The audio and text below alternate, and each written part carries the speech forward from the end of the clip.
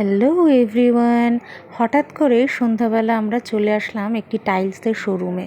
যদিও আমি রিলটা তোমাদের সঙ্গে আগে শেয়ার করেছি, কিন্তু অতটা প্রকাশ করতে পারিনি বলে আমি ভাবলাম আমার বন্ধুদের সাথে একটু ছোট্ট একটা মিনি ব্লগ শেয়ার করি, যাতে তোমরাও জানতে পারো।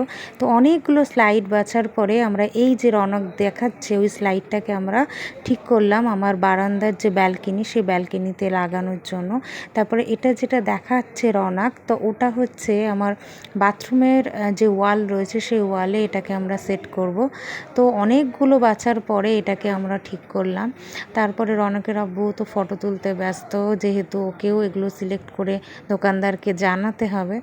তো তারপরে আমরা এই যে দেখছো এখানে একটা গাছের একটা টাইলস রয়েছে, এটা ভীষণ পছন্দ হয়েছিল রনকের আব্বু, কিন্তু কিছু একটা সমস্যা তৈরি হচ্ছিল বলে ওটা আর নেওয়া হলো না।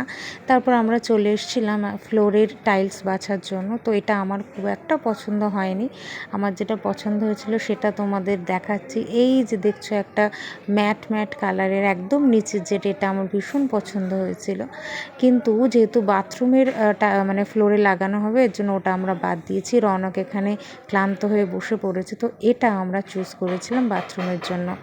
তো ভিডিওটা কেমন লাগলো অবশ্যই আমাকে কমেন্টে জানিও, আর অবশ্যই আমার পাশে থেকো, তাহলে আমি এগিয়ে যেতে